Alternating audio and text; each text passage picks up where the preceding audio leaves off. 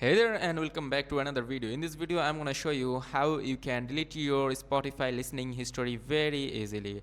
So without wasting any more time, let's get started and make sure to check the link in the description or in the pinned comments. So let's move forward it. So here you can see this is the Shopify interface, and then you have to tap onto your profile icon at the top right corner, and then you have to tap onto listening history. After clicking onto listening history, you can check out your listening history, and after then you can go to your library option, then tap onto your library. Then here you can see this your profile icon at the top right corner, tap onto it, and then you have to tap onto privacy and social. After clicking onto privacy and social, simply go to this option, private session.